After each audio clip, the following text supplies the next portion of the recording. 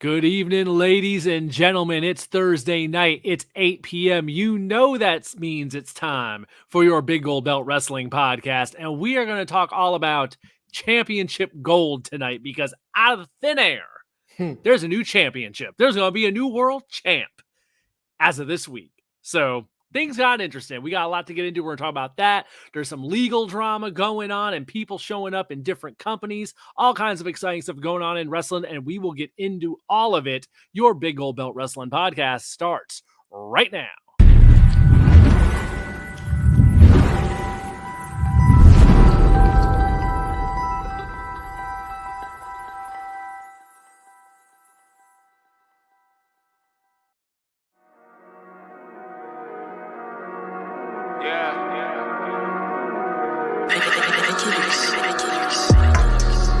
Big gold belt, big gold belt, big gold belt, big gold belt. All I really want, that big gold belt, big gold belt, big gold belt. All I really need, that big gold belt, big gold belt, big gold belt. All I really want, that big gold belt, big gold belt.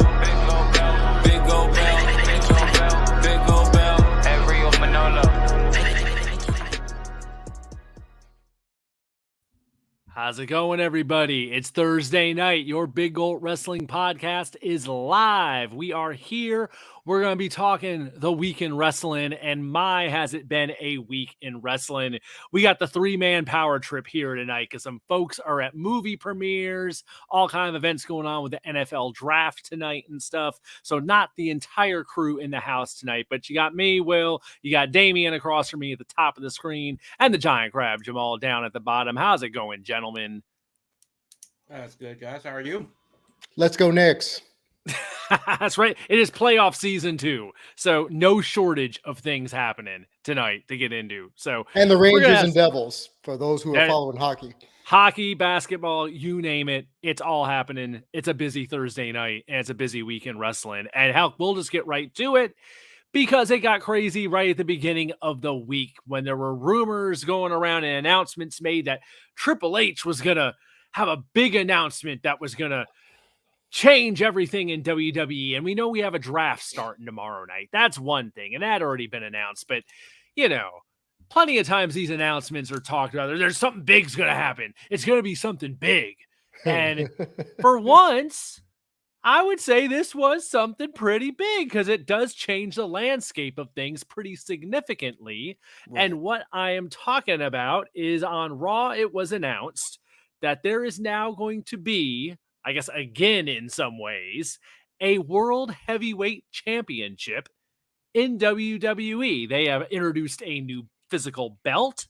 Looks kind of like the big gold belt that this show is named after, with a big old WWE logo smacked right in the middle of it in a lot of ways, because got to have that branding. You know, that branding's got to be important these days when you got Patrick Mahomes carrying your belts around and holding them up nonstop at Super Bowl parades. So I get why they made it the way it looks, but the bigger story is World Heavyweight Title, with the story being that Roman Reigns is still your unified, undisputed WWE champion, but with the draft coming, they feel there needs to be a champion for both sides. So right there, we can talk about that part. We can get into that in a minute about the idea of how this is going to be, I guess, impacting the draft and rosters going forward.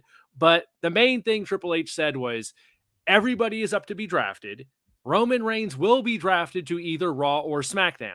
Wherever he goes, if he stays on SmackDown, then this new World Heavyweight title belt will be on Raw.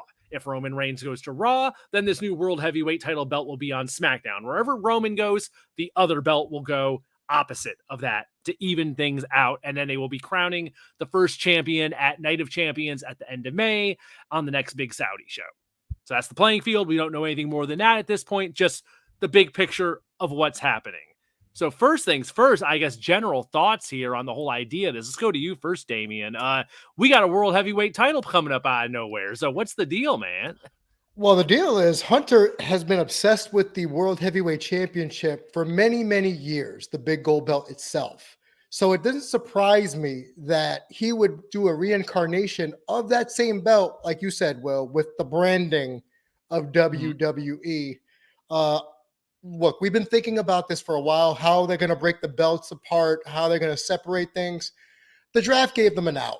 It really did. It gave them an out. You know, they can do storylines now with what we do with the secondary belt that Roman has.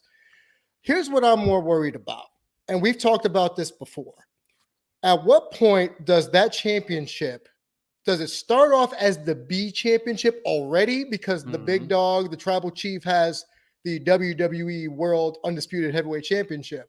Sort of like when Big E won his title before they unified the titles, that felt like an undercut. Because remember a promo once where Roman said, you're a B champion. You're on the B show. That's why I'm on the A show, to Drew McIntyre. Right. So whoever wins this belt in the tournament or what have you at Night of Champions, that goes a long way in trying to establish this new title as something to be fought over that is on par with the WWE World Combined Championships of the Universe. So it'll be interesting for me who they pick to be that 1A champion, or if there even is one aside from Seth Rollins on this roster to fit the 1A champion mold to go against the tribal chief. Unless Roman's going on vacation, he'll be like, deuces, I'm in Honolulu, I'll catch y'all, at WrestleMania or something to that effect. Now, if we're just talking about the way the belt looks, don't really care. I know the internet was up and outraged over it. It looks like the World Heavyweight Championship from circa 1996 on, just with the WWE plates. No biggie. It's not atrocious. It's not the hardcore title. It's not the first version of the Universal title. So it's fine. It's a B title in looks and in prestige. Yeah, that's kind of what my problem is. It doesn't look like a prestigious title. It doesn't look like something that you'd want to fight over, Right. which makes sense because Roman has the belt already, or the two belts, or however they make that work. So my question is, because it seems really weird the way you're explaining it, is Roman has two belts that he unified. So instead of making that into something else, correct, maybe supplanting that with a different belt itself and making this brand new small gold belt, because it's really not that big, but the medium-sized gold belt, making that the new title that Roman has. Okay, cool. They decided to do the same thing over again and have two belts. It feels like we're going backwards in a way. Yeah, I don't understand the logic behind that, because Roman's the SmackDown and Raw unified champion. Correct. Someone else is the heavyweight champion. So then does that mean that they're going to do the weight class thing, and anybody under 225 or whatever their version of a heavyweight is can never vie for that championship? Is it that, like, and not that they would ever do it, but they did it with Daniel Bryan. He could never be eligible for this belt, right? So I'm just trying to figure out what its place is in the ecosystem. I don't really like the design of it. It really looks like a very cheesy version of a belt that they've already done before. And of course the branding. But you got to sell that merch. I just don't understand on a bunch of different levels why it exists.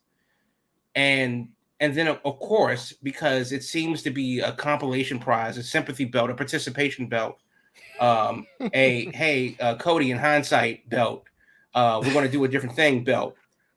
I'm just really confused as to what this even is. What does it do? And then if Roman moves to SmackDown permanently or flip-flops or whatever, does that person just automatically vaporize to the other show? Why would you do that? But then again, Roman has a SmackDown belt and a Raw belt. So why do we have a SmackDown belt and a Raw belt again? It's oddly bizarre to create a belt that's supposed to be the top title for no apparent reason. I'm really just confused about it, to be honest with you. Unless it's for Yeah, the network, I don't. That's my number one reason for like one of the networks said, "Yeah, we need our own champion." Sorry. could be part of it. I mean, the way they did it, was awkward in the respect that there wasn't an angle other than just Triple H making this announcement. He did, specifically mention about that, Roman isn't here all the time. He has his preferred contract and all this. And we need, they were trying on Raw. They were playing up the idea of this is going to be the belt for, the guys who are here all the time, the full timers, the fighting man's championship, the working man's championship, like they used to call the Intercontinental title. But for me, it's like, well, until that actually happens, you can't just will that into existence just by saying it. That's got to be proof is in the pudding. You got a couple months down the road, you could start talking about that once you actually have someone carrying the thing. But just to be like, well, this is going to be the fighting championship. And it's like, well, you haven't even had a match yet. You haven't even said who's going to be competing for it or anything like that. So, I mean, my initial gut reaction when I heard the whole thing, when I became clear what they were doing, I was just like, man, this is the you can't beat the tribal chief championship is what it comes down to. Like you said, it's almost like a consolation prize. So that's where, to me, it becomes really key. The first person that gets this thing, whoever it's going to be, they got to be, I think, very careful about how they do this. And I think the number one person who cannot get it out of the gate is Cody Rhodes. Coming off of WrestleMania. I think that would just be a horrible look. It would look so bad for him getting that out of the gate. So it can't be Cody. It's got to be someone else. I think the front runner is Seth Rollins, since it's been quite some time since he's had a top title. He hasn't been in Roman Reigns' orbit since like last year at the Royal Rumble. He already, hinted at being interested in it on Raw. So I think it was a handful of people because Austin Theory was throwing his name in there. And I'm like, nah, I think the key things in my mind, and I'll let you guys weigh in. I think it needs to be a face. It needs to be a baby face. It needs to be someone the fans are into, I think, to really establish this thing as something for the fans to care about. So we already got Roman Reigns as the ultimate monster top boss, heel champion there is. You can't redo that with this new one. This needs to feel different, I think, in every possible way. So I think it needs to be someone who's liked, and Lord knows people are singing Seth Rollins music every time he shows up. So Seth is my front runner. Damian, you got any thought? Anyone else you can think of who might be a good fit for this to get it off the ground? When you say it that way about booking a top baby face on one of the brands for the new belt, like if it's Raw, Bobby Lashley, maybe, if you're not going to go with Seth Rollins. Who else? That's what, The Miz? No, he's a heel. So you don't have a lot of established baby faces on Raw. Now, if that belt goes to SmackDown, just say if the belt went to SmackDown, you'd have a litany of people to go for it. You'd have a Montez Ford potentially, Angelo Dawkins. And I just thought about that while talking. Like, he's someone that if there wasn't a Seth Rollins, I would take a quick gamble on someone like him. But the dearth of main event faces, save for Cody. And remember, Rollins is supposed to be a heel in general with the outlandish outfits and the cackle, so he's supposed to be a heel. And yet here we are singing his anthem. The obvious choice is Rollins, but I think it's too obvious. Don't you think? How close is Cody to being a Grand Slam champion? He's never won the U.S. title. Okay, so he would need to win that one. Yeah. Well, he's been an Intercontinental champion, definitely. Correct. Yeah. He's been a tag champion, definitely. Correct. Yeah. But he never won the U.S. title, right? No. Okay. And no form of the world title. And definitely no form of the world title. But if he had, this would be very interesting to see if they would want to make him the Grand Slam champion, because you just need the top belt, the two secondary belts, and a tag belt. So, but he's only halfway there. But I don't know. It's just a weird situation, to be honest with you. Here's another name that comes to mind. What about Drew McIntyre? I was just thinking, as a if you believe the rumors about his contract, being up soon and him not liking the way his creative has been recently, could that be something to entice him to come back and say, hey, we know we jobbed you to Roman in Cardiff or Wales, but here's this belt. Again, the B+ belt for the B+ champ. All yours, buddy. Have fun. Or Sheamus. I would rather give the belt to Sheamus to finally get another title based on the work he's been putting in. And half of that probably goes to Walter, whatever they call him nowadays, Gunther. But I wouldn't mind seeing Sheamus win this title if they're going to do this tournament.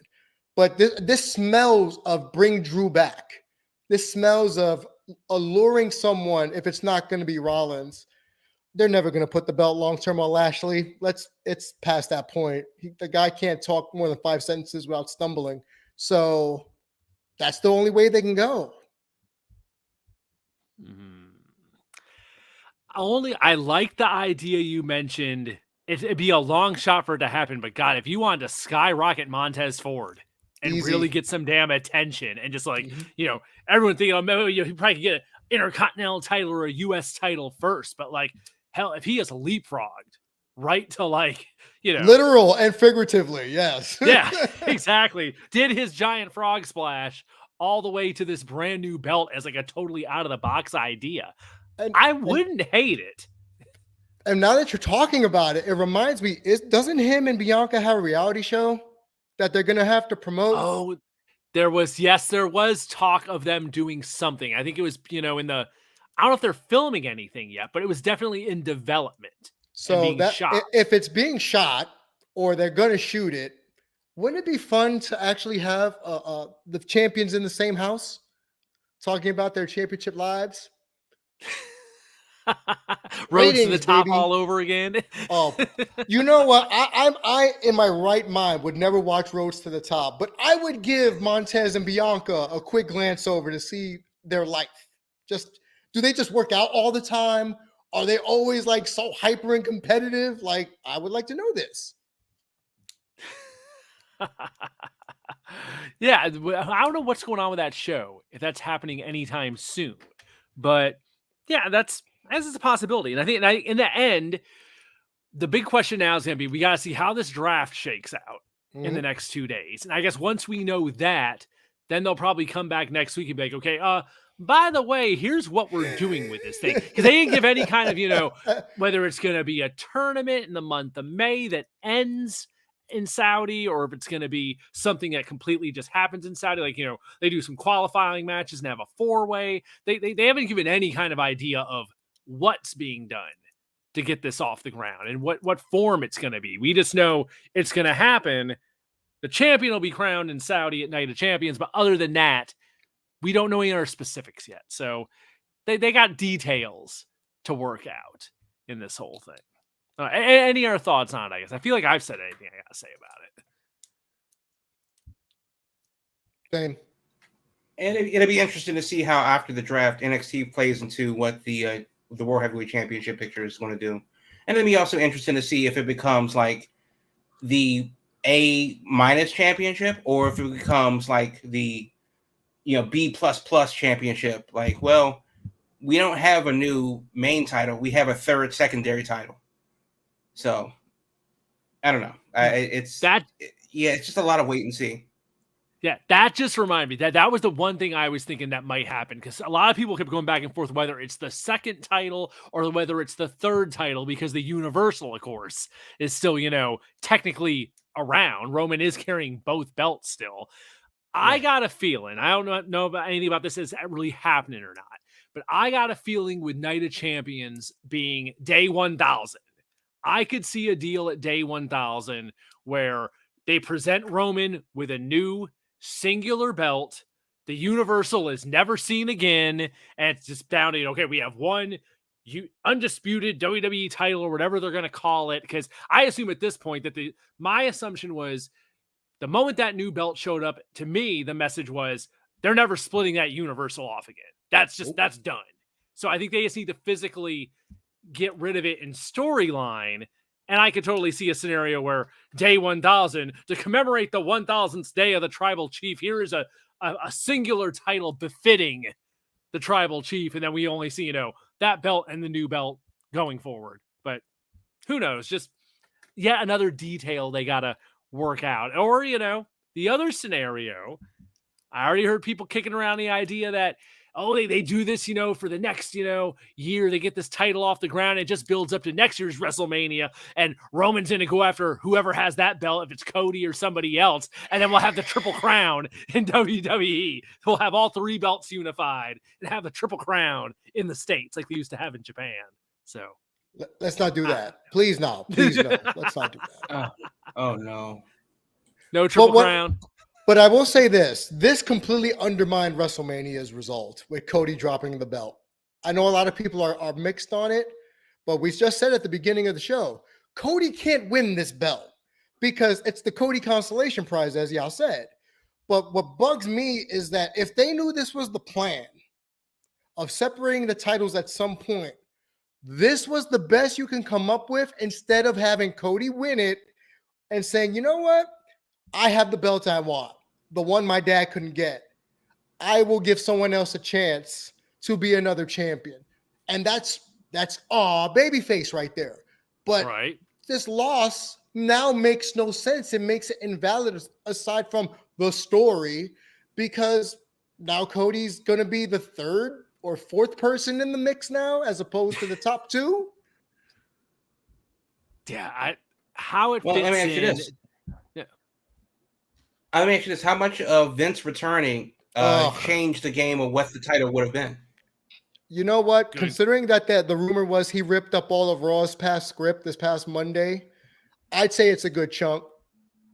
Well, do keep in mind, this belt did physically have to be made. So it did not just get pulled out of thin air. At some point, this was commissioned and made. So I don't think they just pulled that up Monday afternoon out of nowhere. There's definitely been rumors that they had a new belt for a while now. And I think the question has just been how they were going to introduce it and when they were going to introduce it. And I guess between the combination of the draft happening and all that, it was like, okay, this is the time to do it. We'll do it now for, 1 hour post WrestleMania. And I think that's the other thing in this whole scenario that I think it also signals is that it sure sounds like that we're going back to more restricted Raw roster, SmackDown roster, whereas for the past year, it's been pretty much, hey, bloodlines everywhere, Judgment Day goes wherever, KO and Sammy go wherever.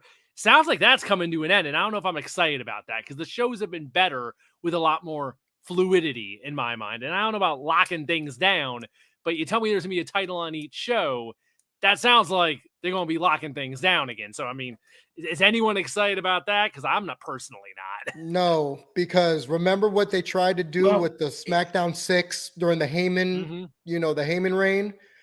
That wound up being the A show for a while, just for in-ring purposes. And then Raw was more the soap opera, which we saw as it kept going forward during the brand split. But one show always wound up being the A+ show, and then another show wound up being the C+ show. For a long time, it was Raw, and then SmackDown was kind of bringing up the rear. And then it changed a little bit where SmackDown, when it became live for a little while, became the A show, especially with the Bloodline stuff, and Raw became the C show. All that does is reinforce the same thing.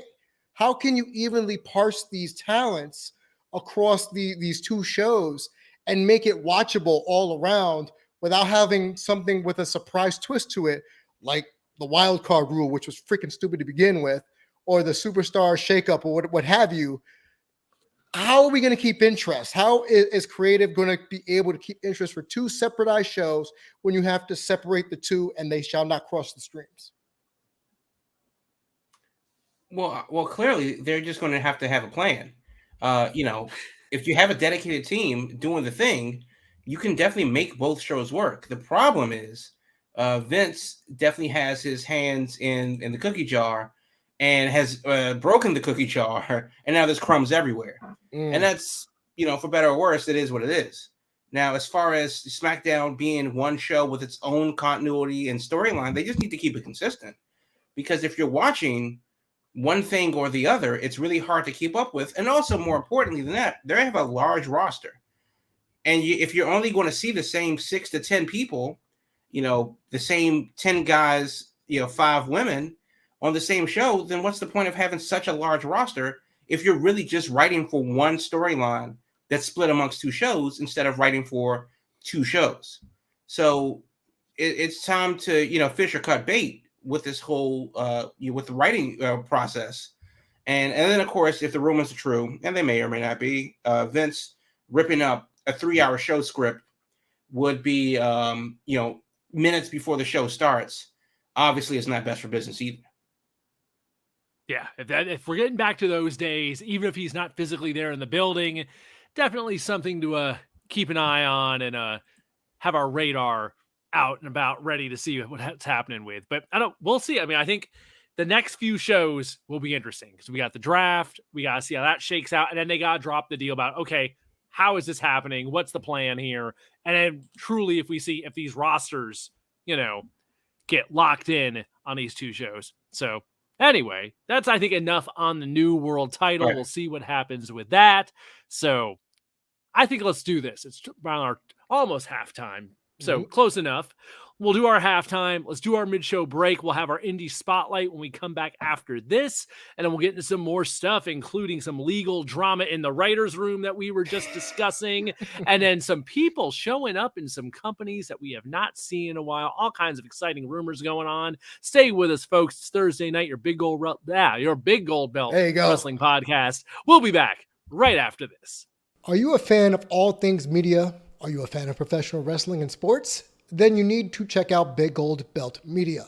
We're the ultimate destination for all things entertainment and media, with the latest news, interviews, and analysis from the world of the aforementioned entertainment realm. Our team of dedicated journalists and analysts will bring you exclusive content that you're not going to find anywhere else. And we're not just an online destination. We attend live events, conventions, bringing you behind-the-scenes access and exclusive content that you're not going to find anywhere else. Plus, you can show your support for our brand by subscribing to our Patreon, patreon.com/BigGoldBelt. Join the Big Gold Belt Media community today and stay ahead of the game. Follow all our social media platforms at Big Gold Belt for the latest updates and exclusive content. Whether you're a diehard wrestling, sports, nerd culture fan, or just a casual like some people, Big Gold Belt Media has everything you're going to need to stay informed and entertained. So what are you waiting for? Check us out today at biggoldbelt.com. That's biggoldbelt.com. Yes, indeed, folks. We are back. It is Thursday night. Thanks for being with us. And when we come back out of halftime, we always like to check out what's going on with the indies. So here is Giant Crab with this week's Indie Wrestling Spotlight. Yep. So this week we're going to Clive, Iowa, just outside of Des Moines. Beautiful Des Moines. I was just there. Saturday, May 6th at the Horizon Event Center. That's 2100 100th Street Northwest in Clive, Iowa. It is Wrestling Revolver's Mayhem for All. A lot of interesting matches on here. Steve Macklin, who is your Revolver World Title holder, versus Mike Bailey. Alex Shelley versus Shingehiro Eri, and a dream death match, which, there's a lot of hype that goes into promoting the show, but I think that this is actually apropos. You have Sami Callihan versus Masha Slamovich in a dream death match. So the meet and greet's at 6. The doors open at 7. The show starts at 8, all Central Time. You can get tickets at prowrestlingrevolver.com/mayhem for all. You can watch the TV, you can watch the show and fight, but it's Saturday, May 6th, 2023. That's next weekend. The Horizon Event Center, 2100 100th Street Northwest in Clive, Iowa, in the Des Moines metro area. One other thing, you have Dynamite is coming to our area. They're going to be in Baltimore in May. That's next week. That's next Wednesday. And SmackDown and Backlash are next weekend. That's going to be down in San Juan, Puerto Rico. So that's kind of a show that's kind of crept up. Not really hearing a lot of buzz about the show, but good on them for taking the one show and turning it to 2, with SmackDown being in Puerto Rico. And then you have Pro Wrestling Revolver in Des Moines and Dynamite here in the Baltimore, D.C. area. So get your Natty Bow and your crab cakes and go see some wrestling there, hon, for the Indie Spotlight this week. And let me just jump in real quick. Will, I've been to a Revolver show. Clive, Iowa is a lot more beautiful than the name would imply. That was actually the first place when I stayed in Iowa. This is about 4 years ago. First place I learned about avocado toast. Apparently, there's a hipster part of Iowa that I didn't know existed. But the show itself, it is so action-packed from start to finish, because I believe it's still owned by Sammy Callahan. So it's a lot of his friends, his Impact friends, but they get to cut loose. And a lot of the action is nonstop. You don't have a wasted moment. There's really no filler matches on these shows typically. So if you're going in attendance, be prepared for a lot of bodily fluids flying out of the ring, because that's before the death match. Always remember to hold your valuables just in case a wrestler falls on top of you. So there you go. Pay attention when you go to these indie shows, because you never know where someone might be flying or some debris might be flying, or as we saw this week at some show, some flammable materials may end up in your face or a wrestler's face. You just never know. So always be on your toes when you're at these indie shows. That's my advice to you. All right, let's get back into things, get into our second half here. We got Motor Torque Wrestling here watching on YouTube, and he's got all kinds of ideas, I guess, regarding the draft. And he's talking about Joe Gacy and Ava debuting with Bray Wyatt and Alexa Bliss forming the Wyatt Six for on SmackDown. So that would be some call-ups, some returns, and all kinds of drama that, hey, at this point, nothing would shock me. Nothing would shock me. The draft, they always like to use, I say, as like a kind of a reset and a palate cleanser at the same time, where it's like, we might bring some people up, we might reboot some people. So who knows? It wouldn't shock me. Get in here, Damian. Here's why Motor Torque might be onto something. Because the Schism, formerly known as the Grizzled Young Vets, had asked for their release, and now they're just going to wait out their contracts. So they're not going to be on NXT. They're just going to wait until October for their contracts to expire. Joe Gacy has been running on Main Event from what I've seen to get a test run of how he's going to be, accepted on the main roster. Not in the Schism gimmick though, not as the suit version of Bray Wyatt, cult leader type thing. Yeah, but it would make sense for Gacy to be part of the Wyatt Six, along with Bliss, Bray, and whomever they throw in there. But that's not too far off from Motor Torque. So that's actually a really good point.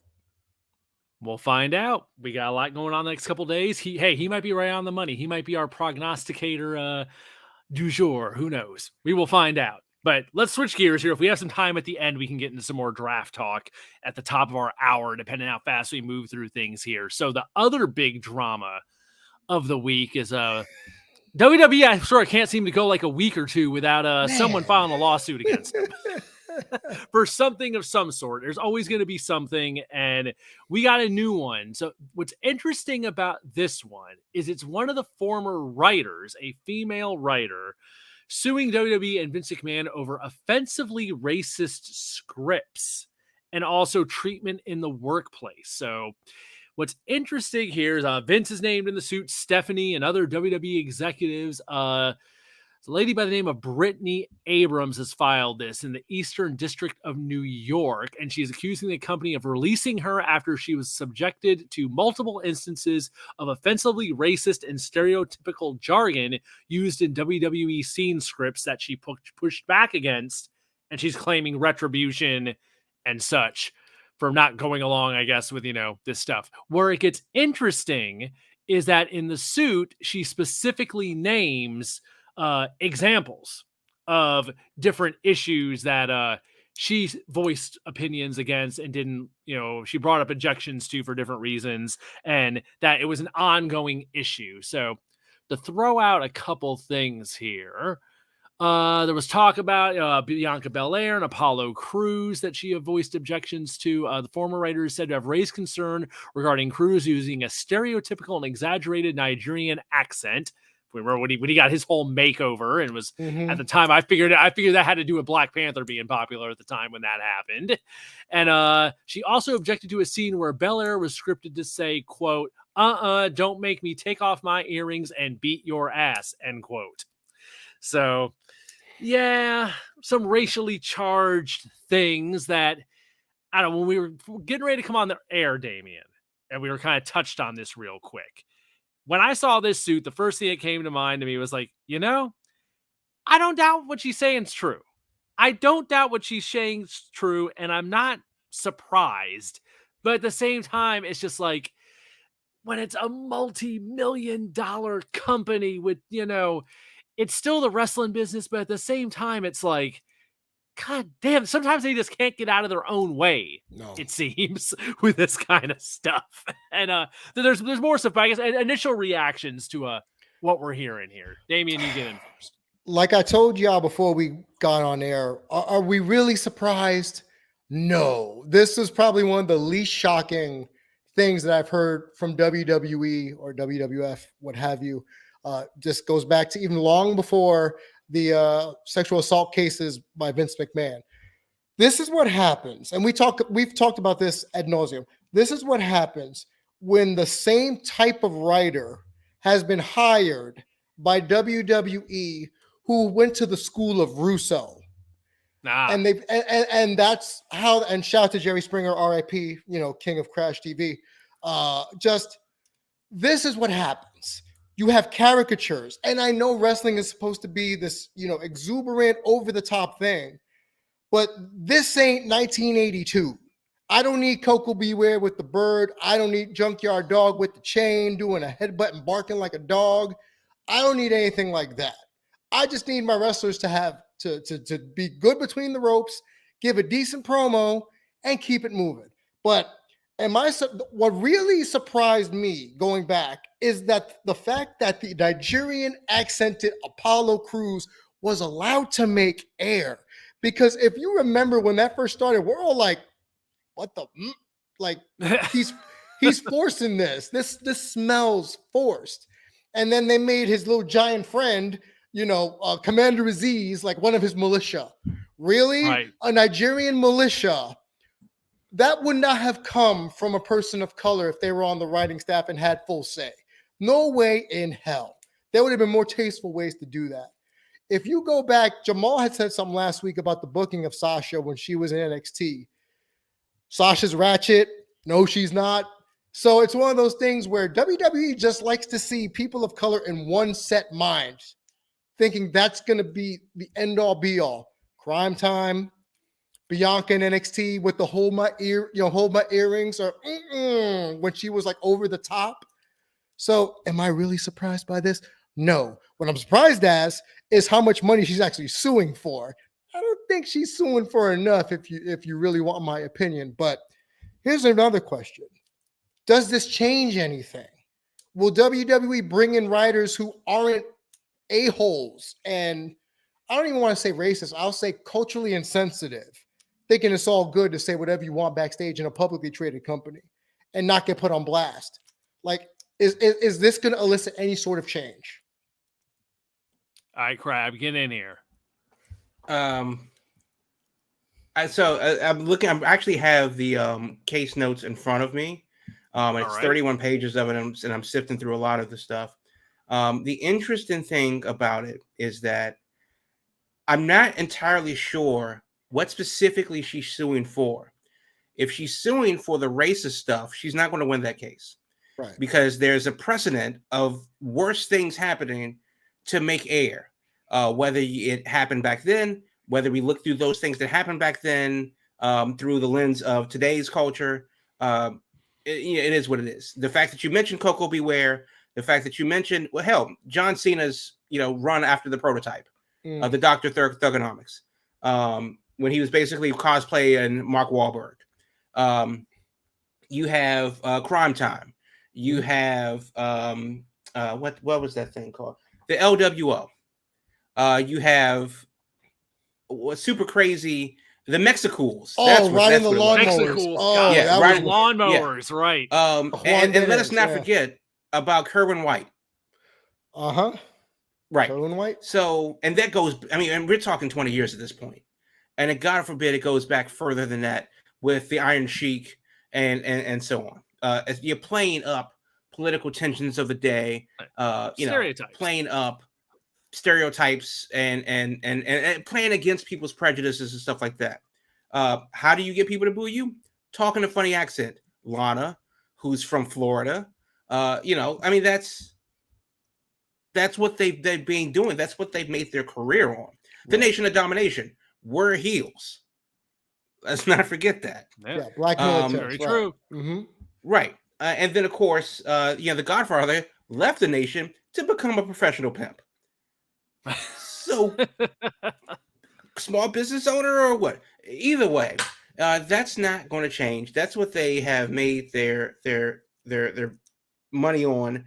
And unless you're going to, I don't know how you legislate that, free speech. Like that's one thing. Now, if she's suing for the retaliatory actions taken against her after she blew the whistle on the whole thing, then yeah, that's a problem and that's illegal. So I'm not entirely sure what will actually change. I'm very interested to see where this goes.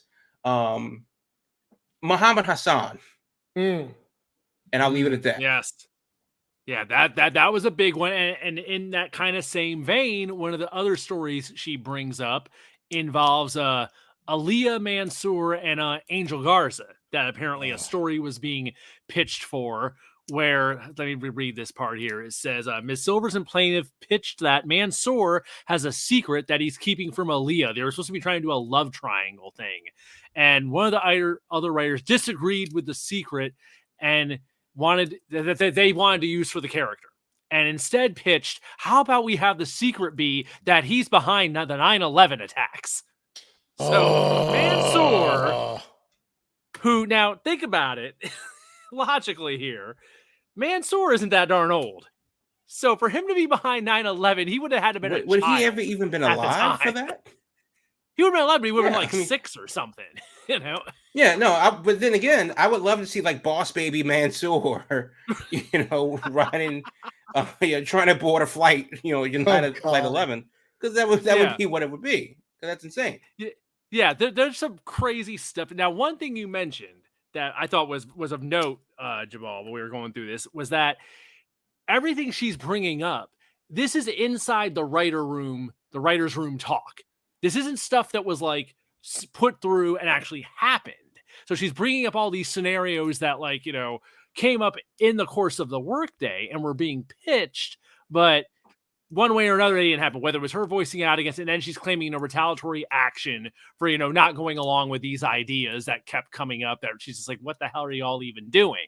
But I look at it, I'm like, I don't know how you would prove this in court, especially in a business like wrestling, where there's just so much ridiculousness.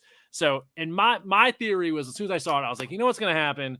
They got this big merger going on. She's going to get a really nice payday to make this go away. And it probably won't go that far. And we're going to get these stories about it, and she'll get paid a nice sum of money to kindly, just let's make this go away, because we got to merge with UFC and get this new company going. So I don't know. It's some of this stuff. Apparently they wanted to have Shane Thorne when he was there. They were going to make him the crocodile hunter because he was going to hunt people. Oh no. Yep. So I wonder what the particular color of these people would be that he would be hunting. It's not Killer Croc, that's for sure. But they tried this with Skinner. It didn't work. Yeah. I mean, time. What gets me is like so much of it sounds like stuff out of the 80s, with the super heavy gimmick stuff where it's like, we got to have a wrestling plumber. Like you said, Skinner, we got to have a guy who's actually going to be a hunter, and we'll go down to the swamp and film vignettes of him like. Well, wasn't that Adam Rose's first gimmick? Oh, when he was what was his name? Leo Kruger. Oh, Leo Kruger. Yes. Yeah. Right. When he was supposed to be another South African military mercenary or something, like poacher or something like that. Yeah. So one of the things, and I'm looking at the actual cost. So the first charge that she brings up is Title VII, and it says that it shall be unlawful employment practice for an employer to fail to refuse to hire or discharge any individual or otherwise to discriminate against in any individual respect to his compensation, terms, conditions, and privileges of employment because of their race, color, religion, or sexual or national origin. She's going to have to prove that, because I don't care who you are. If they have the plan for you and you don't accept the plan, you sit on the bench. That's not indicative of race, color, creed, or national origin. If Rusev doesn't want to be a Bulgarian brute, he wants to be a pro gamer. Okay. Then if Vince doesn't go with that, it doesn't happen. And we hear all the time about how, like, for example, the New Day, how he wanted them to be God's property, Kurt Franklin's backup group, I remember that, and stuff like that. And then, and they kept fighting for them to not be that. But if they had just done it to go along to get along, because that's what it is, the power dynamic of wrestling is the issue, irrespective of race, creed, color, or gender. The question is that can she bring up, because if I'm WWE's lawyer, I'm going to bring up every other time we've shot down a stupid idea from a white person that has come about. Because if Val Venus doesn't want to be a porn star, he doesn't get on TV. If Nia Jax doesn't want to be whatever her gimmick was, or Mandy Rose or whatever, there have been those things where, like, well, I don't want to kiss this woman, or I don't want to have a live sex show on TV or whatever, but you had to go along to get along. And that was irrespective of race, creed, color, or gender. So she's going to have to prove those very specific things, aside from just the power dynamic of literally one guy controlling your fate from the top to the bottom. And that's going to be a tough sell. So it'll be interesting to see what happens, because let's say that she doesn't settle and if she goes through with it already, she wins this case. What does that look like for wrestling in general? Because if you get a thing that you don't like for reasons, you could set precedent and say, well, hey, they forced WWE to not have these racially charged, culturally sensitive storylines. And now here you are, feuding with real life couples or something like that, like between Adam Cole and Saraya and her boyfriend, and so on. What if they don't want to do it? Could they bring up this legal precedent of a case that somebody already won against storylines that may be too taboo? It will be an interesting world in the writer's room if that goes into effect. Yeah, it would create some definite changes in how things are done in wrestling. If that were to happen, I can't see how it would happen, but who knows? Who knows? And in this day and age, it's like we're in such a different time now that who knows? If she's got the right lawyer, maybe she can pull something off here. Yeah. It's hard to fight WWE because Lord knows they got money and they'll stall this thing out in court if she doesn't want to take a settlement. And then in the end, it just comes down to how do you prove this? And I guess how do you prove damages? This is the hard part where she's got to prove retaliation that is specifically because of voicing her displeasure with these specific instances at work. Yeah, she would have to prove that somebody's losing money because they turned down a bad storyline and that storyline is specifically based on race, creed, color, or gender. Right. Now, if your storyline bombs and you get a name change, because Eric Young would be defendant number one for WWE because he's been through a number of different changes with his gimmick and with his character and what's the guys' names that were big in NXT? Connor and Victor, the Ascension. Oh, the Ascension. The Ascension. Yeah. That would be another they're very white, and we gave them a thing, and it didn't work, and we sent their asses home.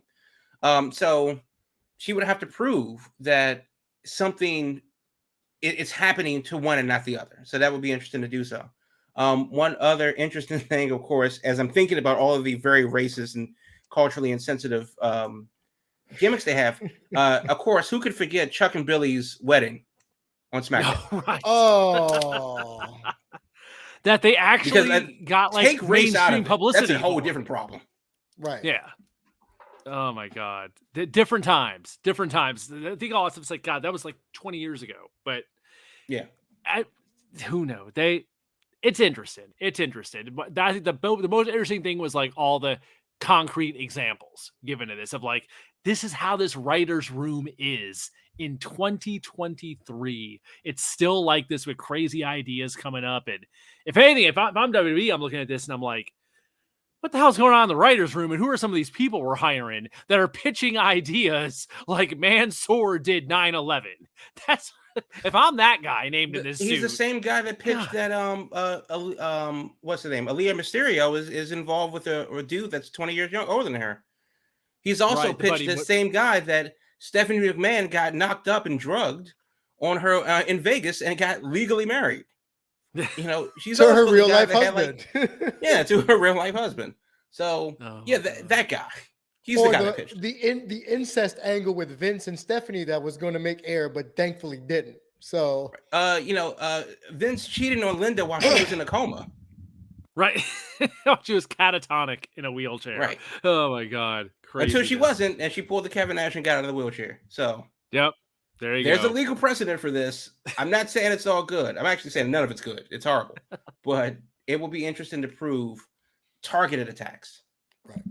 Yeah, that's the thing. Stay tuned, folks. We'll see what happens with this. Story just came out this week. I guess she just filed a couple weeks ago. So this is just starting up. So we'll see if anything happens with it. All right, we got time for our third topic of the night. So let's switch gears. We mentioned earlier people showing up in new companies. And one of the breaking stories this week is that any second now, heck, it might be happening tonight since they do have their show on Thursday nights. Impact Wrestling seems to be the destination of choice for the former Naomi, who apparently now be known as Trinity Star.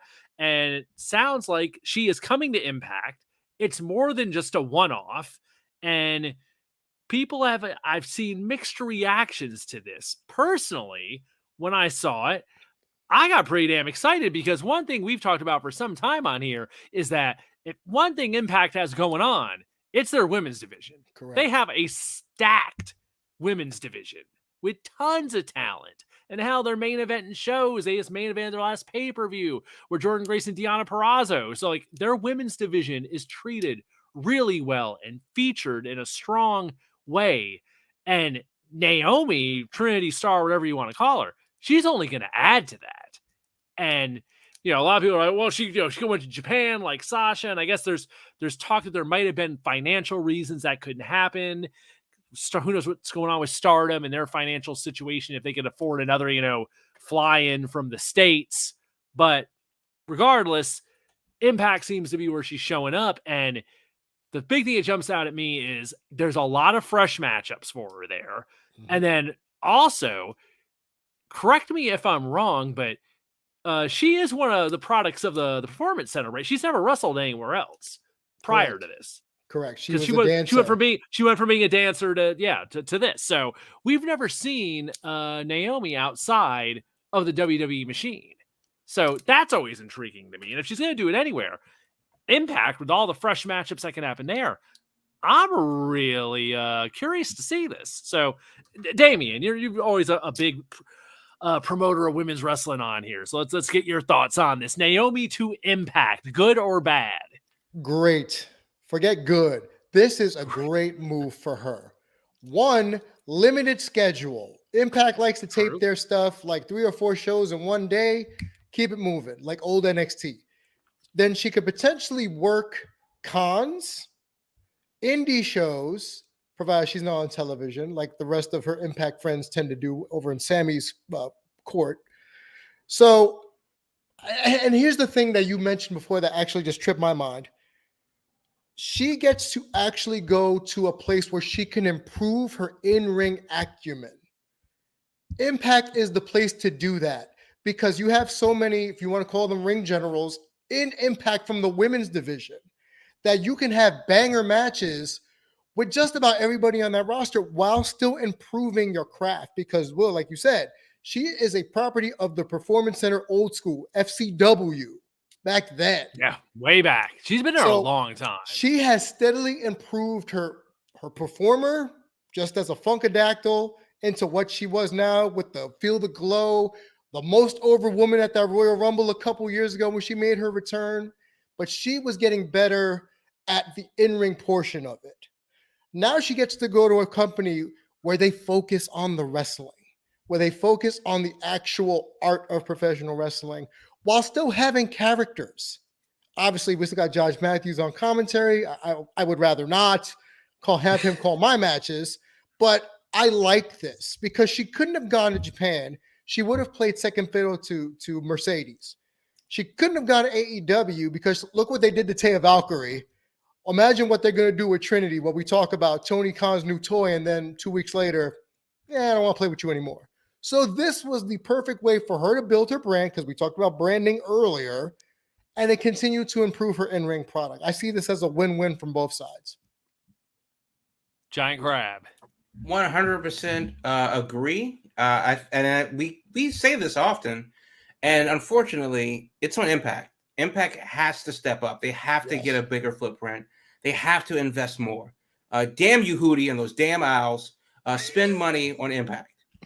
Now, this is also the way to do it too, by building a roster, a notable roster, and going there. Now, obviously for her, as Damian touched on, this is clearly the best move for her to grow as a wrestler, grow her brand, have the time to take as much time as she wants outside of the ring, and do what she needs to do, and just present herself in a way that we've never seen before because she's literally only been on one company on TV. So good on her for that. I think the rest can come whenever it wants. Japan will always be there.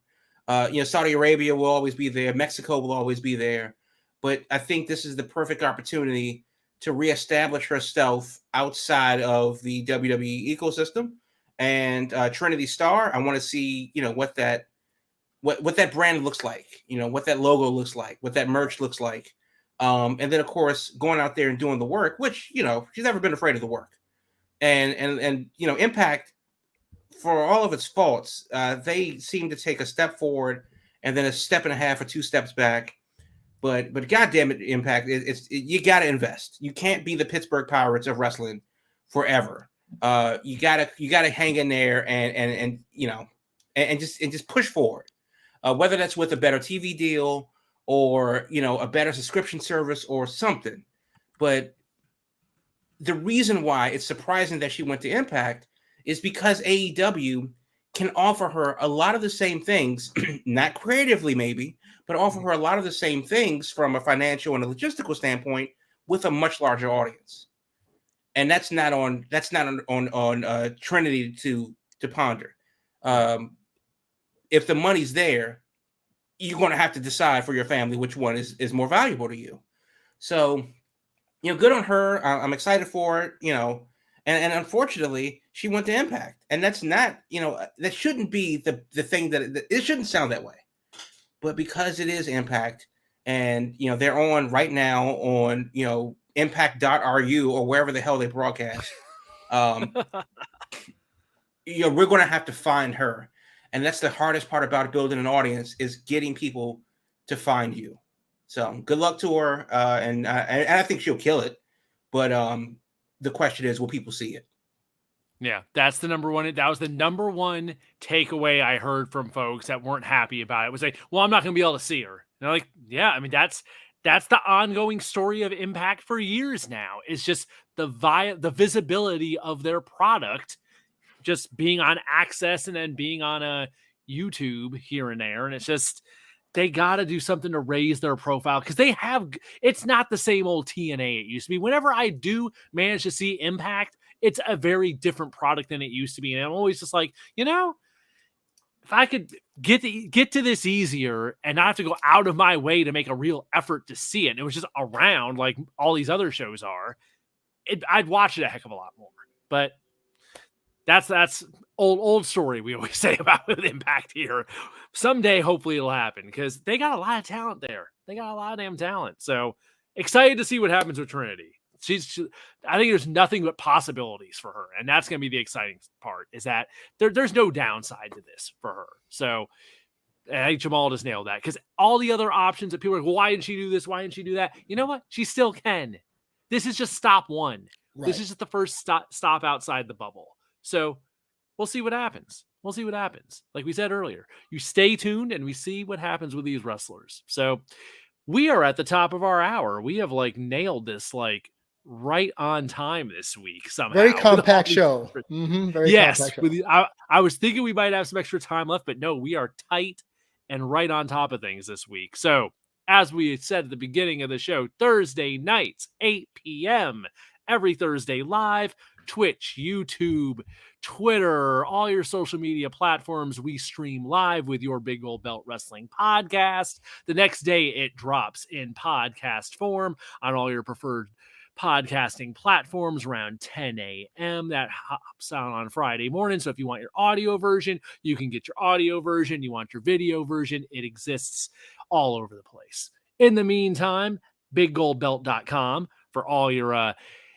wrestling needs, comic book needs. Like I said, we got some people at a premiere tonight for a very big movie that's coming out in a couple weeks. That's why 2 James isn't here. So there should be some news about that coming soon if you're into Marvel stuff. But yeah, all kinds of stuff at biggoldbelt.com. And of course, it's at Big Gold Belt on all social media, Twitter, Instagram, etc. Same handle, no matter where you look. Thanks for tuning in tonight, folks. We'll be back next Thursday at 8 p.m. Check out the draft, check out some wrestling, see what's going on with Trinity, all that good stuff. And we'll see you here next week, folks. Thanks, and talk to you later. All I really need, that big old belt.